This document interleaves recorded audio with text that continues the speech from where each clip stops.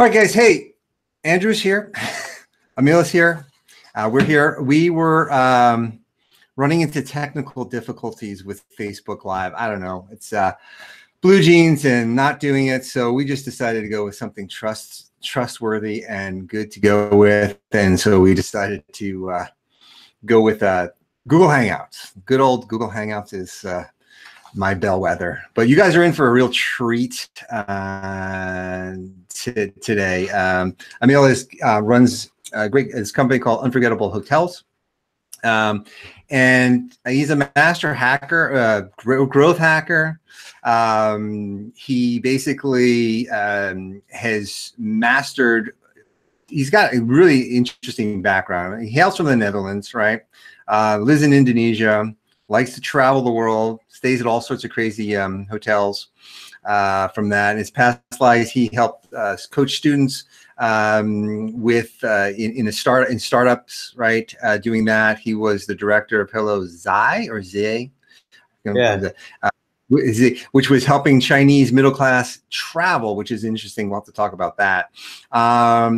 And he works with businesses, helping them grow their followers, because he's a master at this, doing this stuff. And he uses social media, paid, building sales funnels, done all that kind of stuff. And he's, like I said before, he's the founder of Unforgettable Hotels, and restaurants, does an interesting thing where he offers advertising services to the hotels and then rebrands for the travel agencies industry. And it was really an interesting dude. And he came via our Jumper group, and it was really, really interesting. I had a great conversation with him, and I think Emile was just gonna, go through if things I missed or wasn't quite clear on or didn't do everything, and share your story on that. And then, guys, if you have questions or comments on this, just leave them in the side here. We'll do live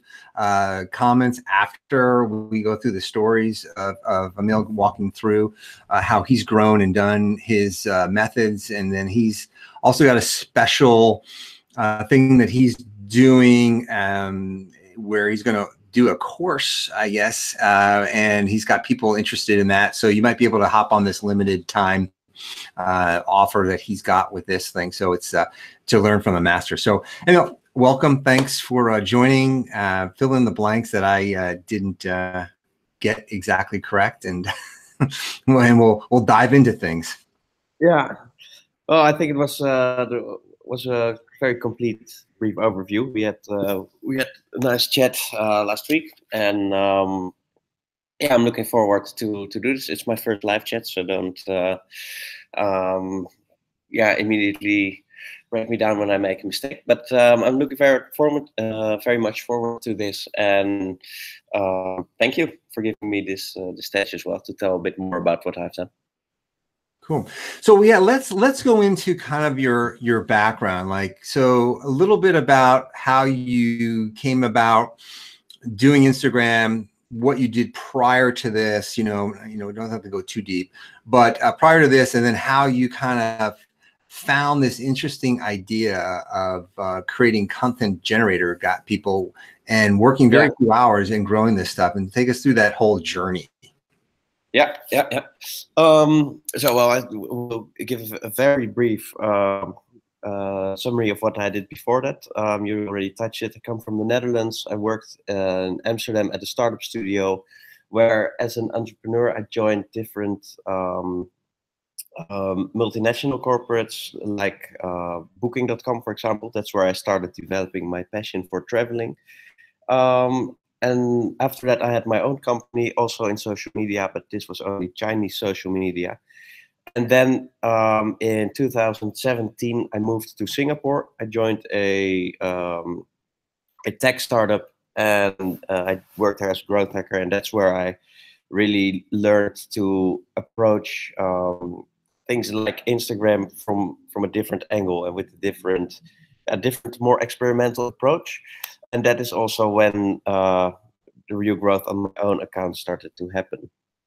So I started Unforgettable Hotels about And now almost exactly 1 year ago, I think it was beginning of November 2017.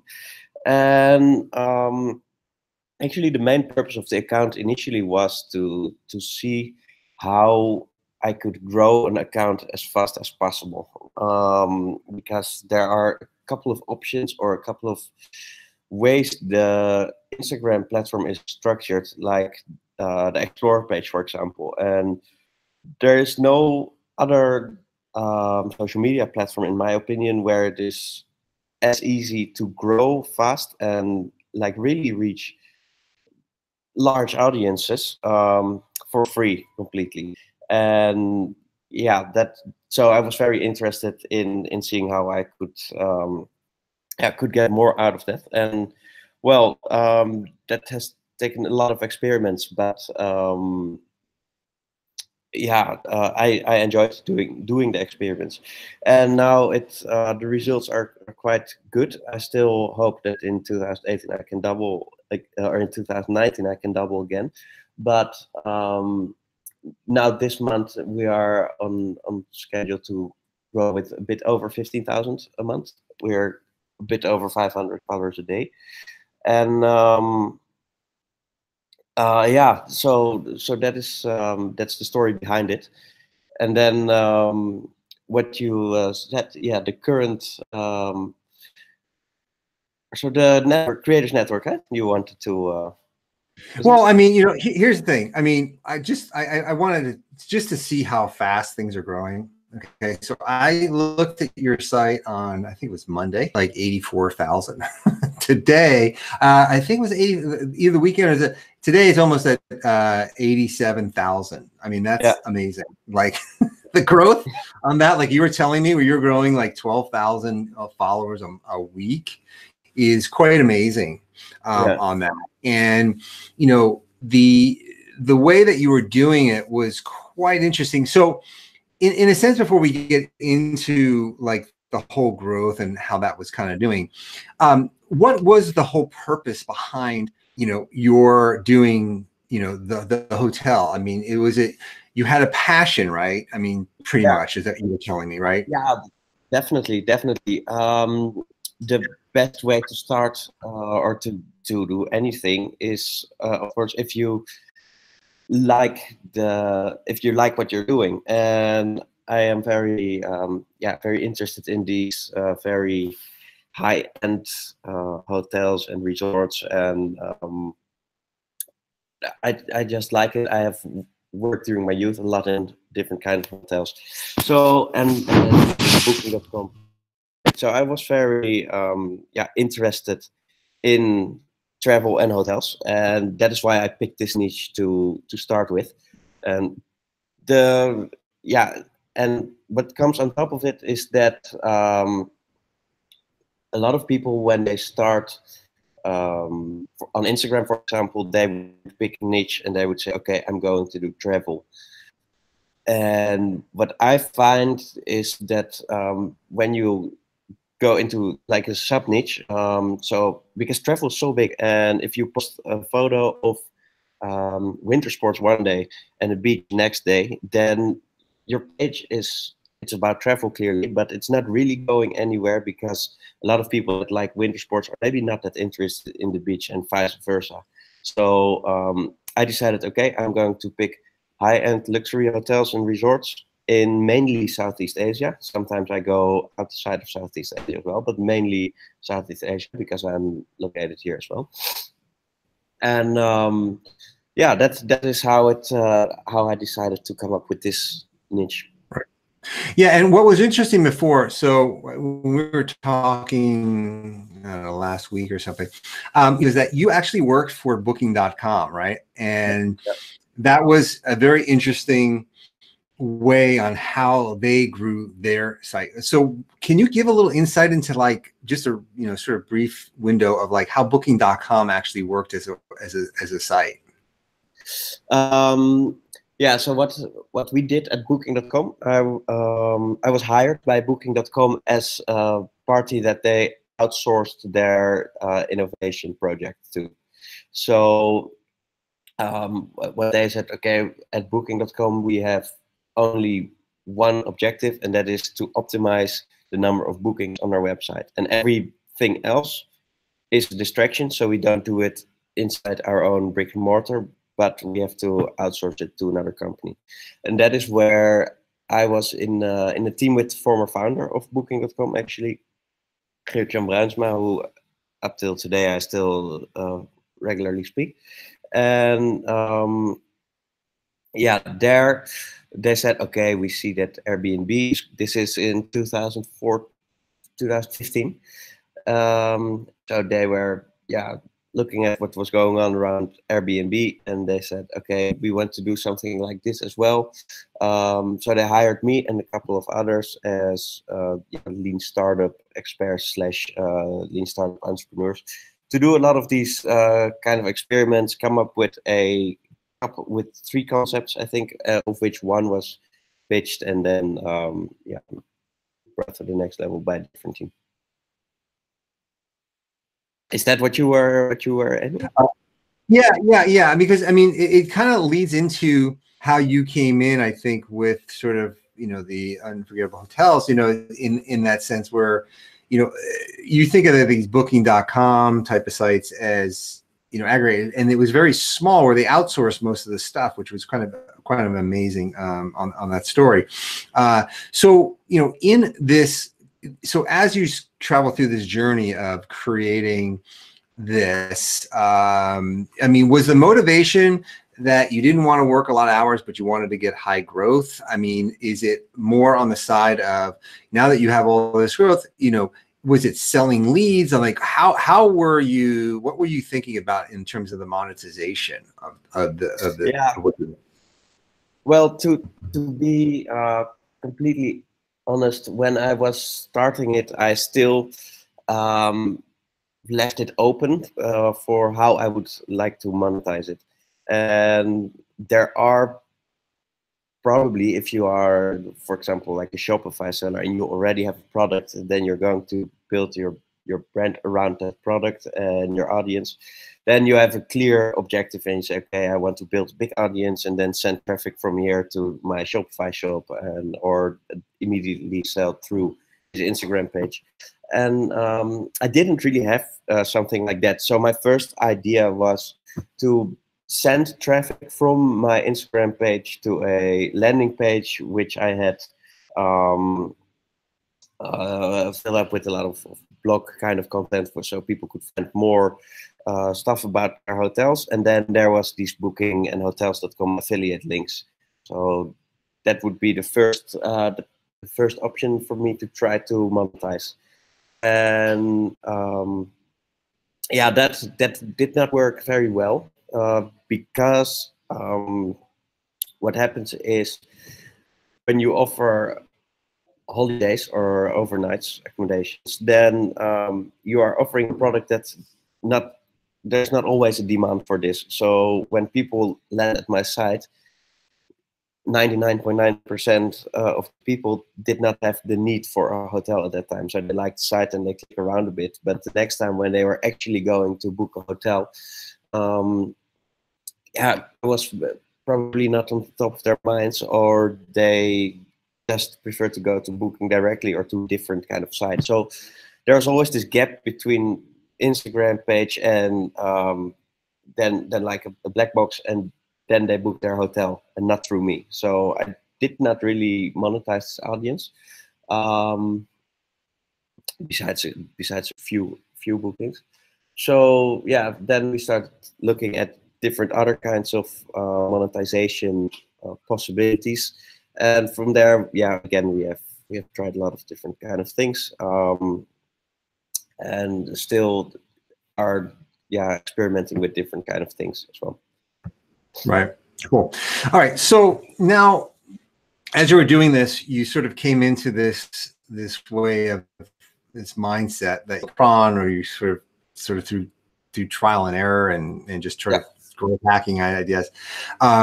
You came up with this content network kind of thing. So why don't you explain to the audience kind of like what that is and how you came up with this and how this whole thing works? Okay. Well, to get the first size, I would explain one thing about the content. So the important thing to grow is of course, it's very obvious, the most important thing is the quality of the content, and additionally the quantity and consistency is very important as well. And then besides that, there's a lot of like growth hacks that you can use to increase the reach and stuff like that. But if the quality is not good and if you're not consistent, then you will break or yeah, you won't break any numbers anyway. You're not going anywhere. So that was going on, and in travel industry there is like a couple of very good content creators, and a lot of people like to repost their content, and it's great, and a lot of people like it. But what happens is that you see that there is a lot of the same content on the same kind of profiles, and I wanted to differentiate more. So that was one thing, and I had a very large need for for quality content all the time. And then I started more looking around and thinking how there could be a better way to do this and to differentiate more from all the other travel accounts that are out there. And then one of the first content creators was a guy from Spain, and I just came across his profile, and he was filled with beautiful pictures, and I thought this would all work so well on my page. And I looked at his tags, and by that time he barely got tagged or anything. So it was like an undiscovered but very good photographer still. And he so I had a chat with him. I reached out through DM, and he told me that he was also very much into traveling and that he liked to go to mainly the South European but also to Asian countries. So I asked him to share some of his content with me, and so that I could post it on my page. By that time my page had about, it was not as big back then, I think 10,000 followers, maybe 12,000, and he himself, he was below 2,000, I think 1,400, something like that. And he was very excited that I reached out to him because he said he wanted to grow his Instagram account as well, but he's a photographer and he wants to take nice photos and post it on Instagram and all the other things that are required in order to really grow. He didn't want to do that. He didn't feel like doing that. So he was very happy that I reached out to him because that gave his content much more exposure. And when I posted it, it got really good good comments, a lot of engagement. And also what was interesting for me and for this content creator is that afterwards a lot of other travel pages started reposting his content. So that's obviously great for him because he got a lot of extra engagement on his posts and more growth, and he's growing faster now as well. And at the same time, it was also interesting for me because a lot of these travel pages started following my page because I was the first one to show more of his content in this group of people that are trying to grow their travel pages. So when that was a little but interesting success, I thought, okay, this is definitely something I can do more with because it was nice to work with a photographer like that because it's just a professional who takes brilliant photos, but does not have a big Instagram page. And for me, it felt as if my page became a little bit more meaningful when I could help out these small content creators as well. Because before that, I was literally just reposting somebody else's content and then doing my hacks to make it grow faster than they are growing themselves. So then I thought, okay, what else can I do with this to make it grow faster and to do this with more people? At the same time, my own page was growing faster. So and well, inherent to growing faster is that you get more attention from hotels. And I am located in Indonesia now, but there were, for example, hotels in Italy or in France, or in South America as well, actually reaching out and asking if it was possible to do collaboration. So that was another another thing, because of course you want to do every kind of collaboration because it shows that you're in the right direction and it's nice. But I'm not going Indonesia to Italy, obviously, to stay 2 nights at the hotel. So yeah, then there was another thing going on, and then I came up with one solution that solved all these problems, and that was the creator network. So what I did is I started reaching out to content creators, which the content I believe would work well on my page, and start reaching out to them, or search for them first, and then reach out if I found somebody that was like really interesting, and from there see if they would be interested in becoming content creator at Unforgettable Hotels, because this way I could post their content as if it is part of Unforgettable Hotels. We produce our own content because they are now, in a way, part of the team. So I had quality content, I had more original content, and on top of that, I have content creators in different parts of the world. So if I get a request for collaboration in Italy, now I have a person who will actually go to this hotel and stay there and feature the hotel. So we do a collaboration. The photographer or content creator, or in some cases it's like more of an influencer type of page, they're very happy because they are going on my behalf to any hotel for free, and they create content in return for me, which I can share then as if it's ours. Well, it is ours. Yeah.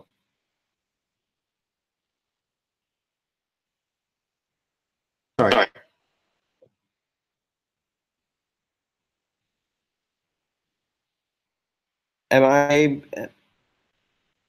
Am I muted? Are you muted?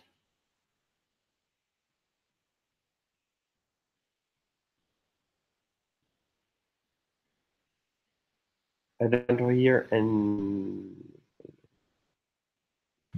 Boom. All right. Sorry. There you go again. I'm muted.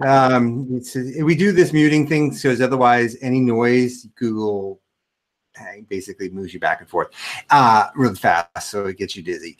So yeah, so on the content that you were doing and when you were creating that for those hotels, right, or for the content, so you, to find these kinds of people, you would search, say, hotels, and then you would, look for those hashtags for those hotels, and then you would find those people who might have taken photos of those things, and then you would bring them and ask them, hey, can I share those photographs for that hotel?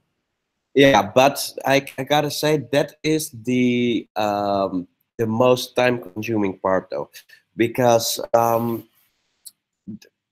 how Instagram works, for example, is if you are searching for hashtags, then the hashtags that you find first are the hashtags that are placed on underneath the most popular posts at that moment. And that automatically means that it has to be a bigger page with more followers and more likes and more comments and everything. So you have to scroll down quite far or dig deep to really find these these really rough diamonds, I would say, when it comes to Instagram. And yeah, that is really time consuming part, and you go, I don't know, there's not really a specific strategy that has proven to always work. So what I do is it starts with a nice hotel. If I have seen a nice hotel that I want to post, and I go to their page and see their tagged photos, and then I start scrolling down there, and yeah, that is sometimes successful, but at the other hand, there's so many different people staying at nice hotels, and every night it's like hundreds of different people. And if it's a nice hotel, all these people like to share their posts, and nobody of them is like a photographer. So you're endlessly scrolling through a lot of low quality content. So yeah, So you're trying to find the diamond in the rough kind of like yeah, photographers of these hotels, pretty much. yeah, yeah. And you have Yeah. to look, I think, at the places where nobody else is looking, because the place where everybody else is looking is like the places where you find popular photographers already. And yeah, so that is the most time-consuming part. But well, if you find a person there, then they're very open and flexible to work with, and that is very advantageous, because if you want to try to work with like a big photographer who has 1 million of followers or 100,000 or whatever, then such person is, yeah, he is just not really interested in working with anybody else except for like, yeah, bigger brands who are going to pay them. Right. Yeah. And then as you, as you're going through this, which is a lot of legwork, right? So that's where that happens. I guess that's kind of, I guess the point of like when you're small, you got to kind of search and find, right? As Yeah. you grew, right? As you grew, then what happens? More people, people start to reach out to you. Is that correct? Yeah, definitely.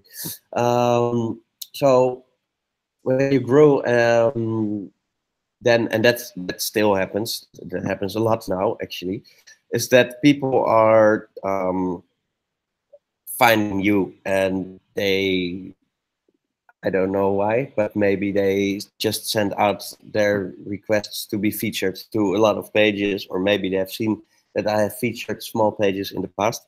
But there's tens of requests every single day. From, yeah, 99% is content that does not match with the criteria of what we like to share. But yeah, it's first you have to find, and now you will be found. So yeah, that's just comes with growth. Also, if you look for the easy way to find pages that are relevant for your posts to feature, now I'm one of the big pages that people easily find. So if you type in hotel in Instagram search, then I'm one of the first pages that you find. And Wow.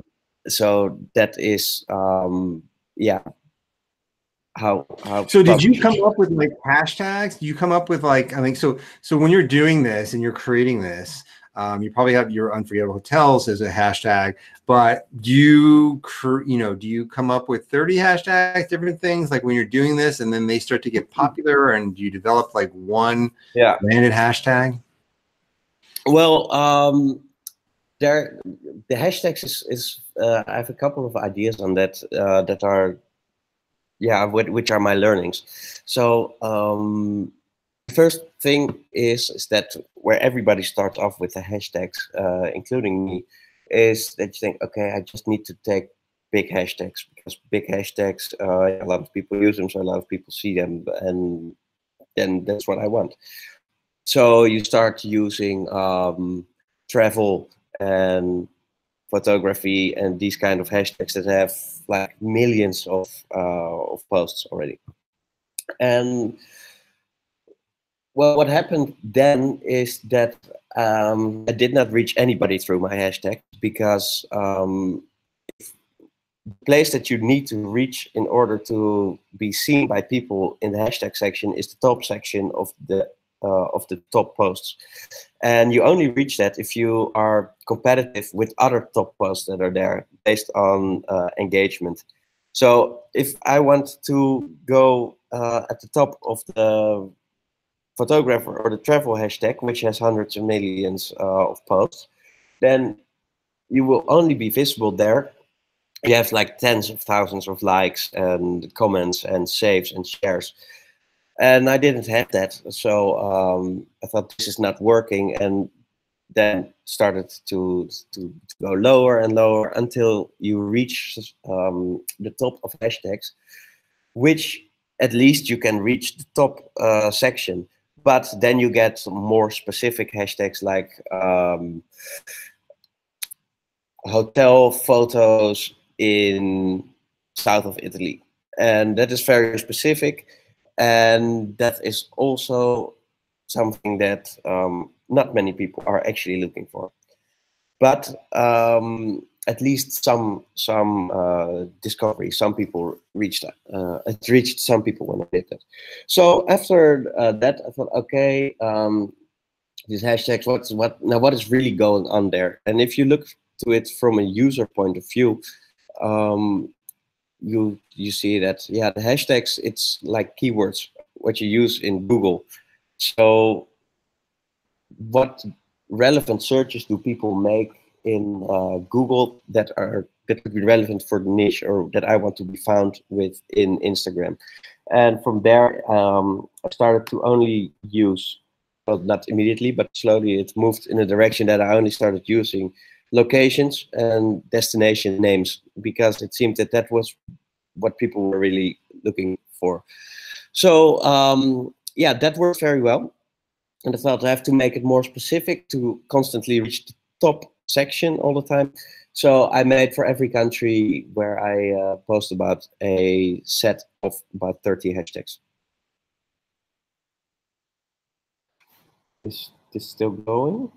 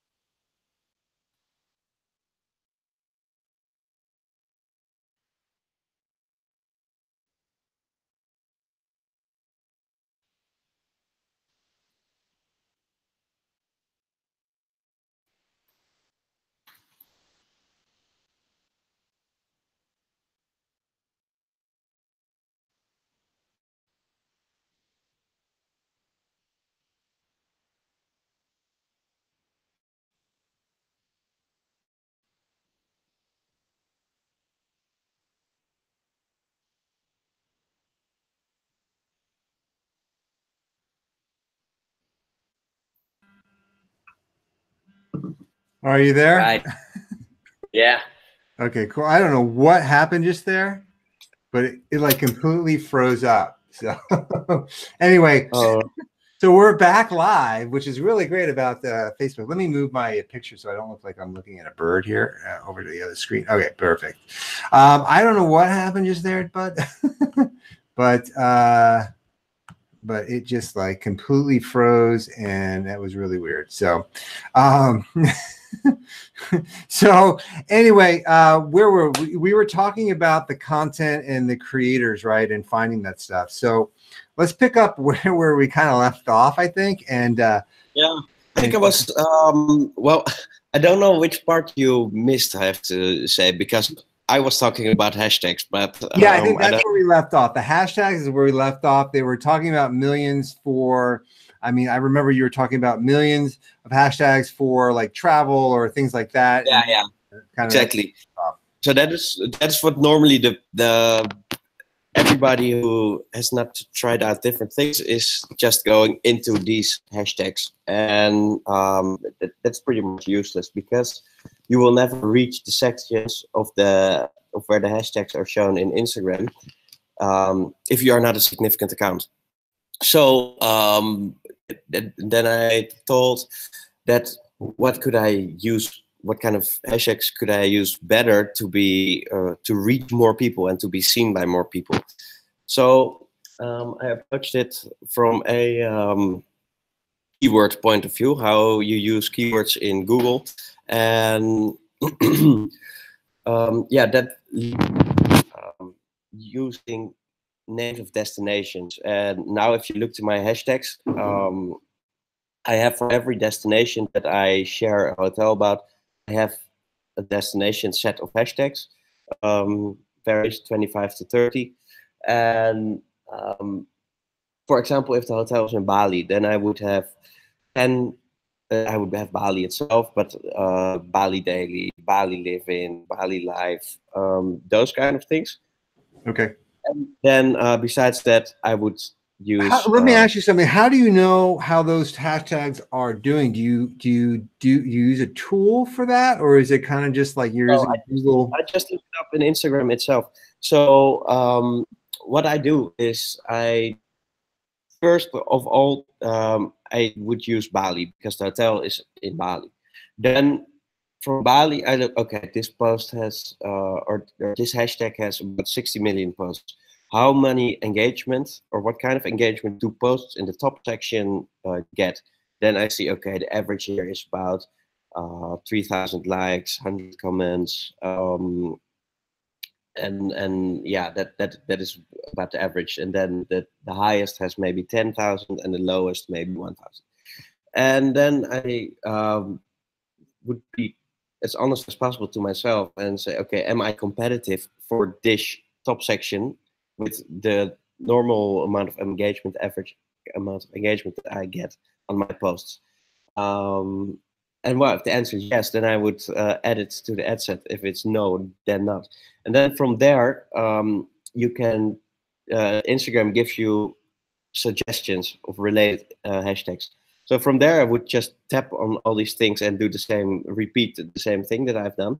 And if I then have enough about Bali, because yeah, there are not anymore, or because I think, well, I also want to use other kinds of hashtags for smaller places in Bali itself, then I just apply the same approach to a next topic, which I want to create a little bundle of hashtags, and then these bundles all together is my hashtag set for this destination. And that yeah, in the beginning I changed that more often, but now when you start to reach the top section of bigger hashtags, yeah, it's less urgent to constantly update it, I think, because yeah, like real big ones like travel or photography, that I will still not reach the top anyway. So and I also feel like that people are not really searching for photography or travel, but more for something that is more relevant to themselves. So if you are planning to go to Bali, then you will look for Bali and you will look for Seminyak. It's a place in Bali. and Ubud is another place in Bali. So you will probably rather look at those kind of things than that you would look for photography, because it's just too Right. broad. So the trending hashtags, or the hashtags that people are looking for, is destinations of those, and they want to see images of those places, Yeah, and they want to that's see. been working really well for me. Yeah, since Mm. when I started focusing on only the names of the destinations, then that started to really work for me. Yeah, because there's a self need, I guess, for those Yeah, people. exactly. They have it. Makes They sense. want. It, to me it also makes sense, because for myself, if I go to a new place, um, I might look at Instagram to find some content about the place, to see if it's actually, how does it look like, what kind of photos do other people take of this place, and does it look appealing to me or not really. And yeah, I don't do that for a lot of other things, to be honest. I don't use Instagram search that much to find content or information. So, but for locations, I do. So that's why it made sense to me, and why it works. So yeah. Right, right. So that's been working for you, and so like, if you were to break this down into like I mean, how many steps do you have in terms of, like, okay, let's break this down in a process for somebody if they wanted to start and try and do this themselves. How would you what would you tell them to do in a sort of a step process order? Yeah, for the whole Instagram thing, right? Yeah, yeah, Yeah. Okay. Well, I have that quite clear in mind, because I recently wrote a cheat sheet on which steps to take. So first, you start off with your page setup, and there's a couple of things that are important. So you want your profile picture to be a logo if you are not, if you want to grow your account but you are not a celebrity or some kind of famous person, and you also don't want to become like a personal branded, um, something like a blogger, then you just use a logo. It looks more professional, and it also shows people immediately that they are not just following a random person, but this is actually a business that's about something. Then you have your username, and your username just should be clear and to the point, and not some kind of abbreviations and numbers inside it that makes it look like it's some kind of spammy code or robot or whatever. So just the name of what it is. And then there's an important part, that is the the bio, especially the title of the bio, because this part can, you can see it like the metadata of your page, and Instagram uses the information that you write there, just how Google uses metadata to crawl through all information on the internet. Instagram uses this metadata to crawl through all Instagram profiles when they're going to give you search results. Um, so I have hotels, villas, and restaurants now as the title of my bio, because when somebody looks for hotels, that is what Instagram is going to run through first. So you really want to have your main product or your main thing in there, because that's what you want to be found for. So it has to be there. And then below that, I have at the moment I have just one line. So I say there, indulge in these hashtag unforgettable hotels, because it promotes my my own hashtag, and then people immediately know what it's all about. That's it. Then I recommend it because it looks clean. So that's one reason. And the second reason is the time that people will spend when they land on your profile is going to be very short. So when you have like a very a bio that takes a lot of space, then it will turn off people immediately, is my feeling.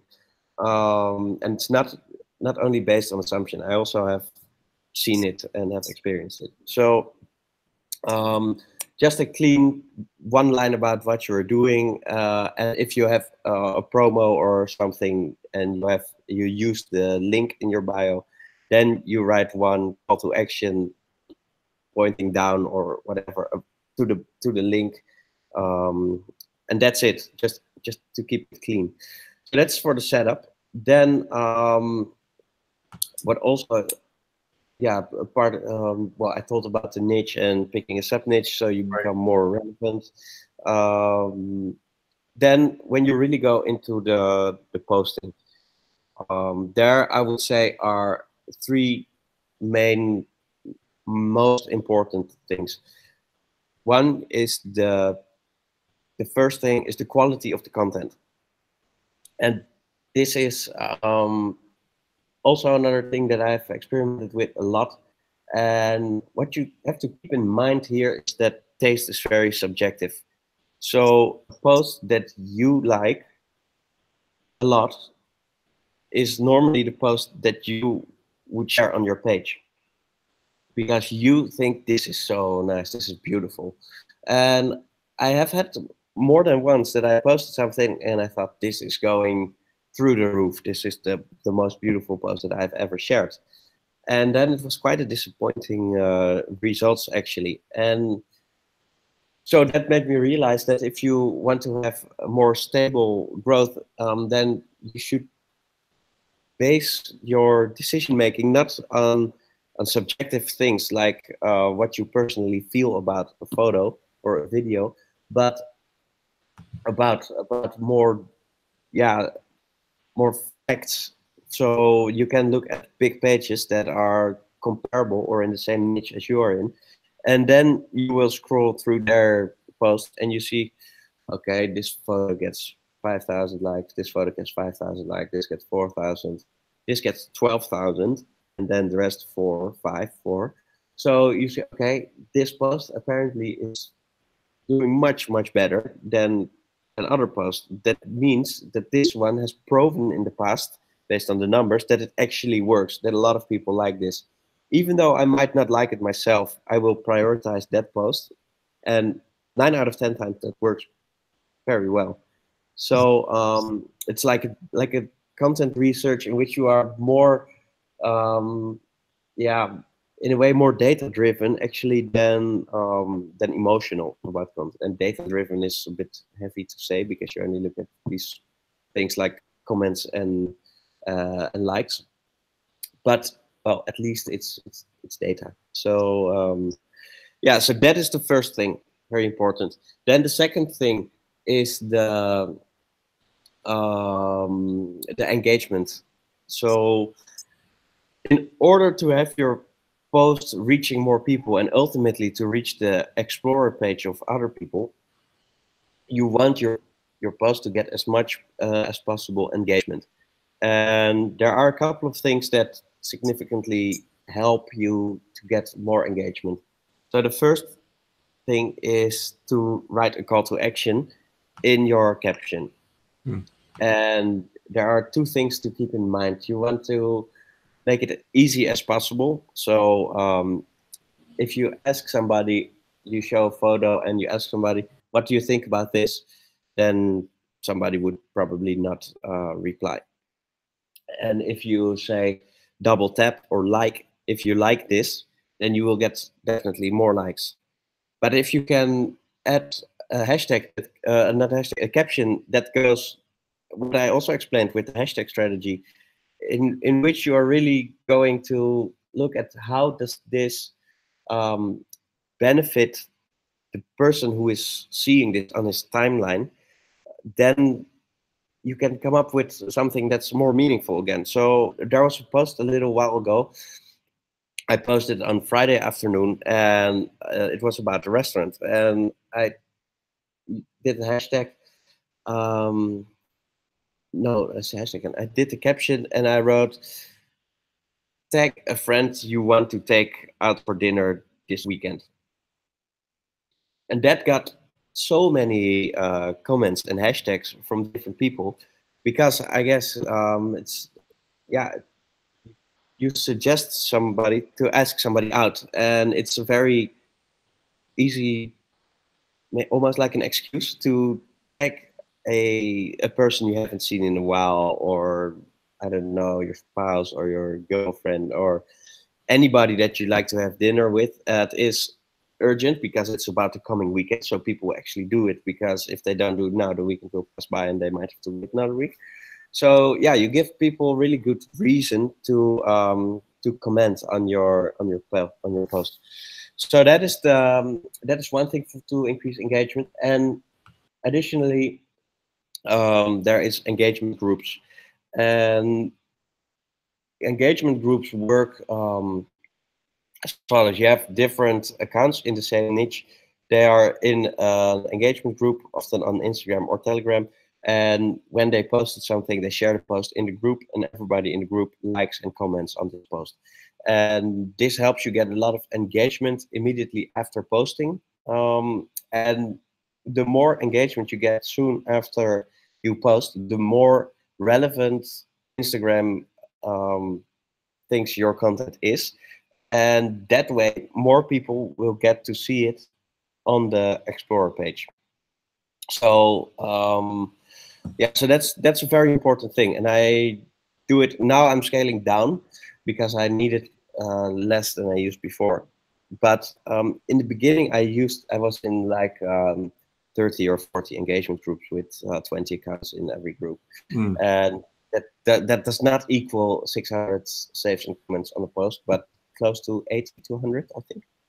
And yeah, that really boosts your engagement, and that helps you to reach the Explorer page. And especially when you cannot rank with big hashtags, you really want to use this to grow.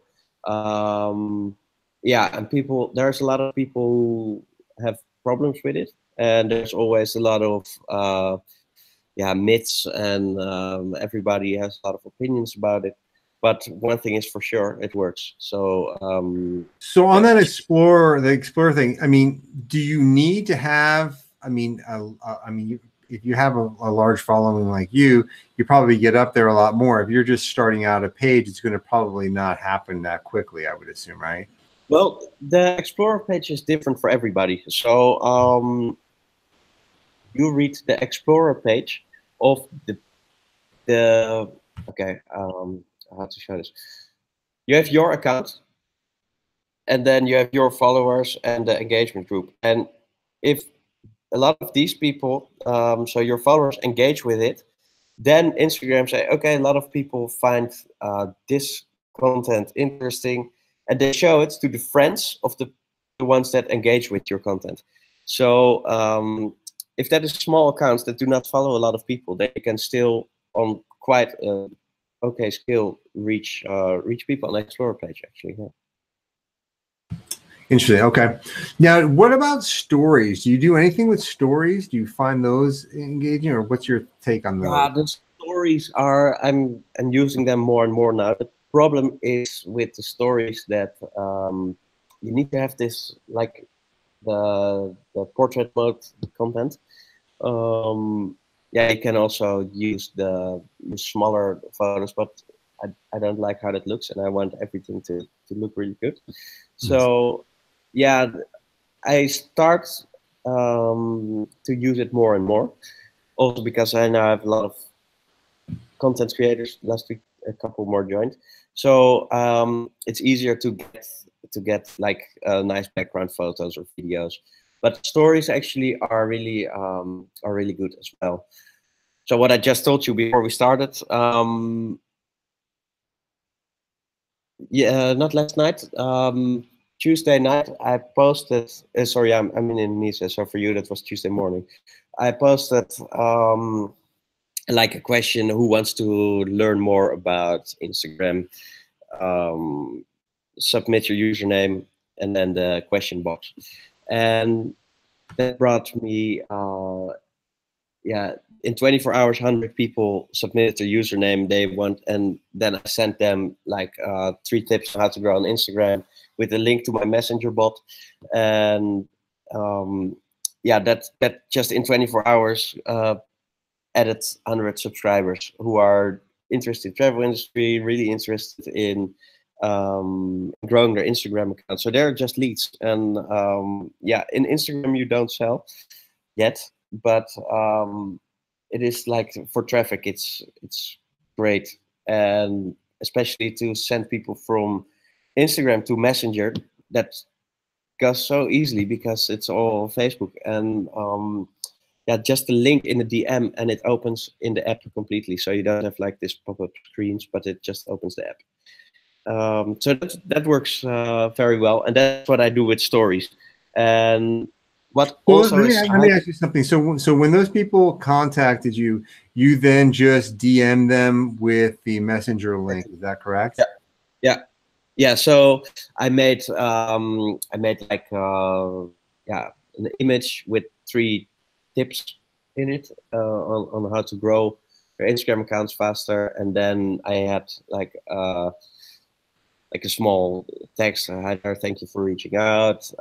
These are our 3 tips. Hope you like it. If you're interested in more, follow this link and download our free cheat sheet, something like that.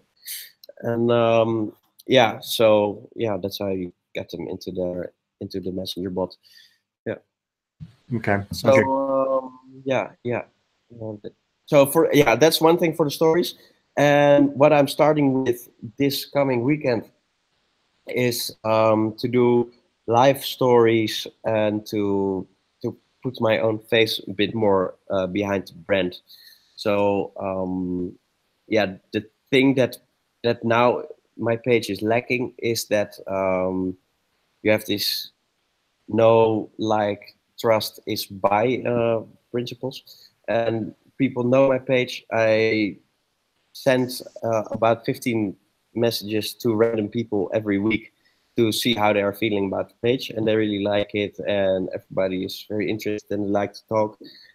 But it lacks a bit of trustability, I believe. I don't think people would say that in a direct chat, but there's no face or no person behind the brand, so it can be anybody. And yeah, I want to make it like a person, make it more human. So that is something. And yeah, to be honest, I tried to not do that for the longest time because I just didn't really like the idea of having myself there and reaching out to thousands of people.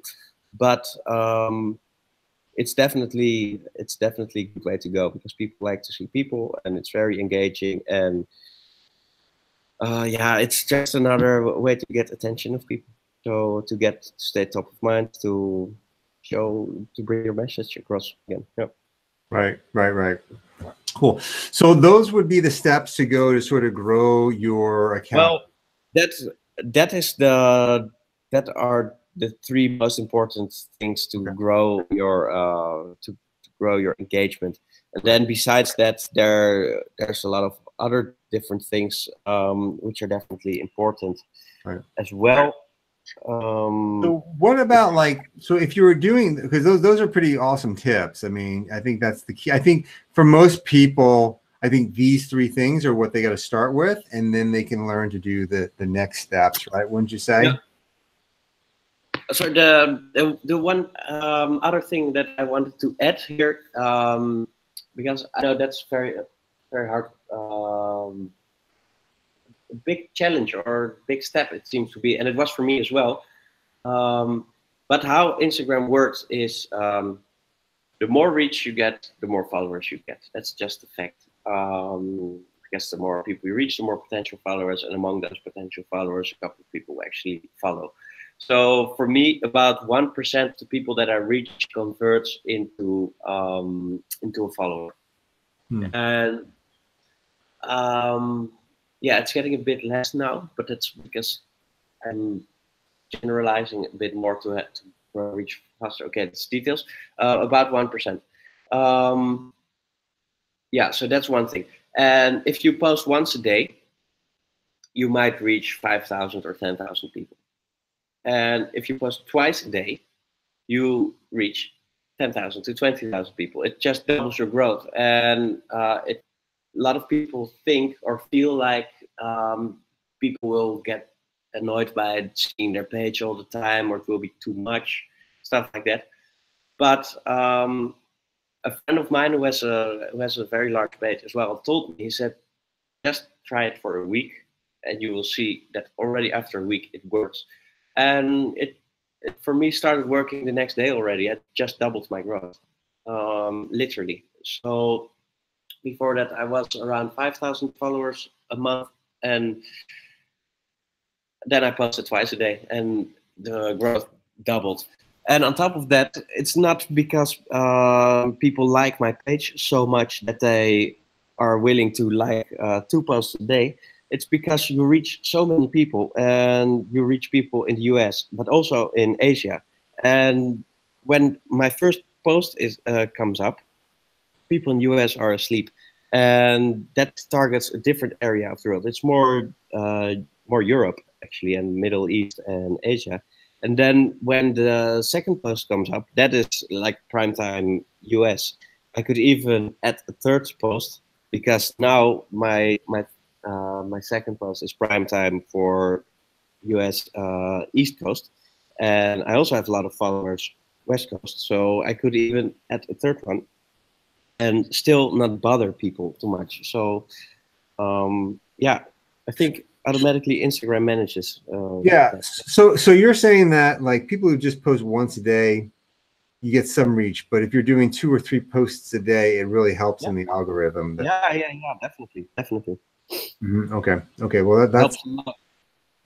well, that's interesting because I it's, I mean, it's obviously it's a time commitment, but when you're getting content like you are from lots of people, it makes it a little easier, right? I mean, I guess once you start getting to that level.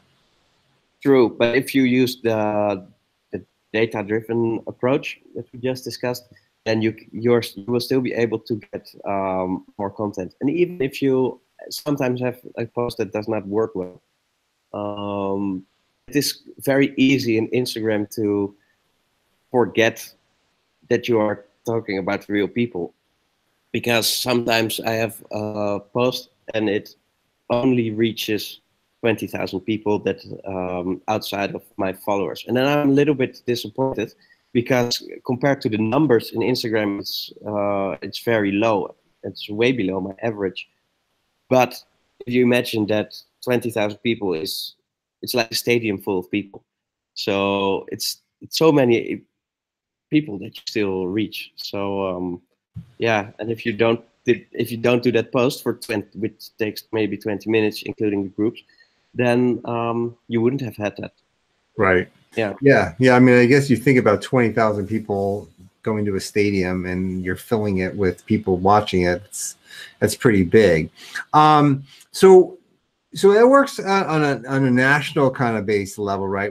Like, so if you are a local merchant, right, and you wanted to kind of grow your followers, in a local thing, so you're a restaurant or something like that, what would your approach be the same way that you're doing this, taking pictures of your yeah, well, the thing is that my approach would be different, because the engagement groups do not make a lot of sense for local businesses, because then it's a bit uncontrolled growth. So you can of course see which post you are going to engage with, and then okay, his followers are going to be my next followers.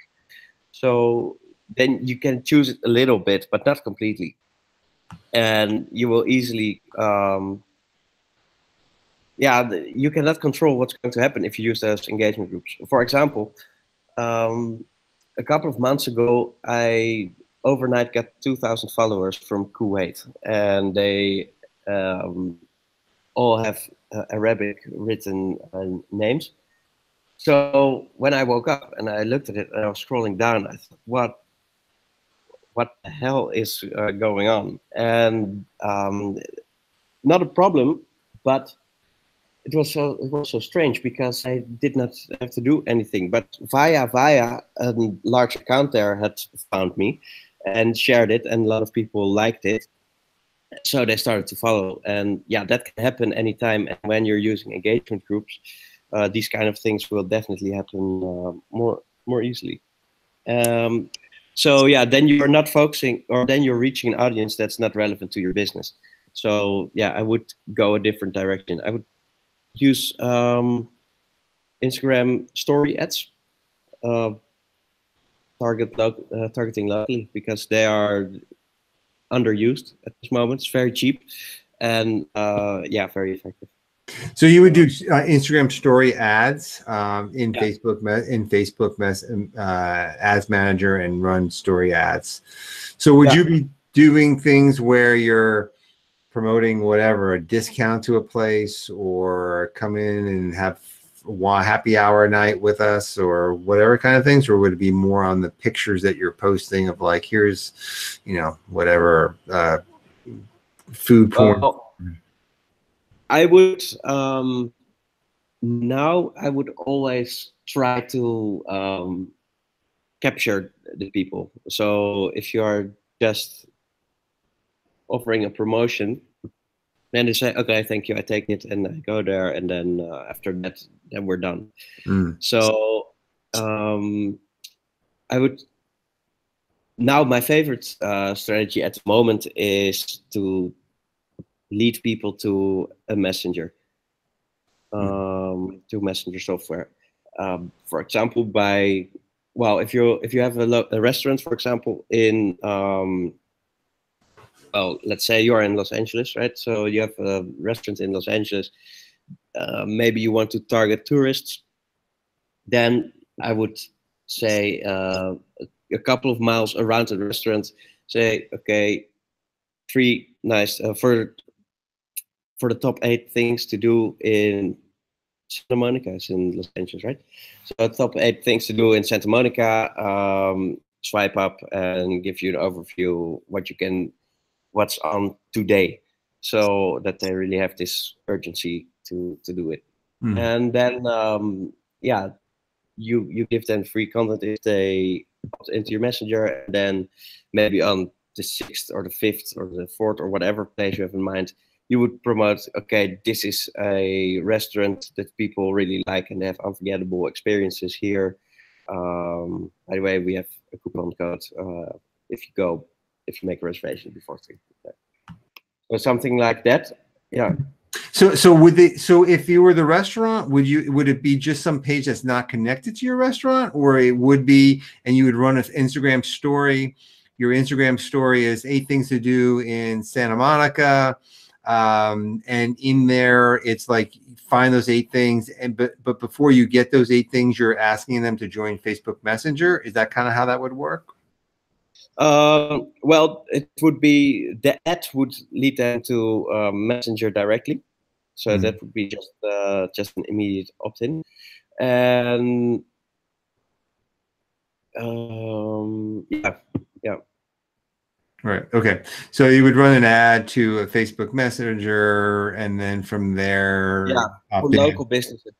Yeah. And I also definitely also run a lot of campaigns similarly to that on Instagram. But to grow your Instagram locally is much harder, because you are limiting yourself very much. So there's only a select group of people you want to target, and I manage the Instagram account for a company now, and they only want to grow in a few specific cities in the Netherlands.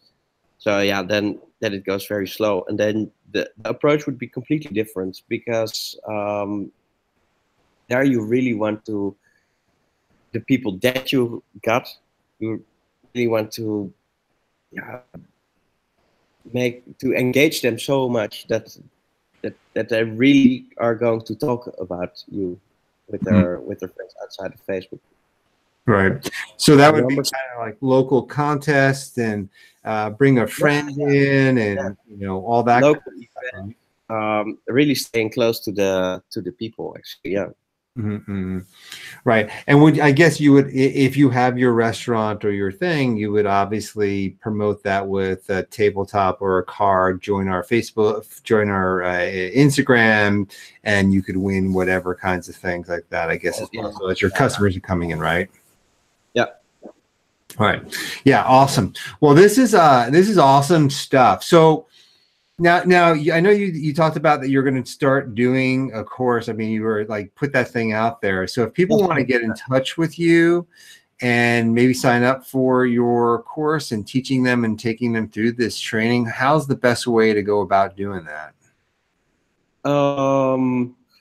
The best way is, well, I can share a link. I have a cheat sheet online, so that goes a little bit more in detail, like really the exact steps for everything that I just discussed before, and it also gives more examples. I actually used the example of the camping with dogs page that you told me about. Okay. In it. Did you break that down and figure out how they were doing it? Yeah, well, with those kind of things, it's also for advertising in general. If you have one niche, then you are interesting for a lot of people. But if you have two niches combined, then you barely have any competition in most cases, and you hit people with two of their passions, and that is just irresistible. It seems so.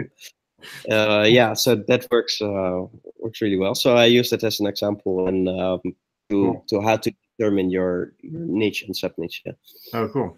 I'll have to get that. I'll have to take a look at what you created. Yeah, I think with the traveling, the hotels and the restaurants in that same area, I think that's like two niches there that are like, hey, everybody likes to stay at a nice place and they also like to eat. Yeah, definitely. And I think in the Facebook post I can share the link to the page where you can just download this thing. Perfect. Awesome. Yeah. Awesome. Well, dude, I know it's getting there during your daytime, and and so I know that I know that you've got things to do and get busy getting more hotels and building out the stuff. But coming on, sharing this incredible knowledge, even though we had some technical difficulties with that, and unfortunately. It picked up. It was fine. It was awesome. Sharing some great knowledge. We'll put this into the Facebook group as well, of where people can contact you and get a hold of you and stuff like that. But yeah, I appreciate it, and we'll have to do this again. Definitely. It's yeah, it was definitely a very nice experience for me as well. So thanks again a lot, and I hope it's valuable to all of you. And yeah, please reach out if you have any more questions or need further explanation on any kind of topic. Awesome. Very willing to help. Great. All right, bud. We'll talk to you later. Thanks. All right. Speak to you. Bye. Bye-bye.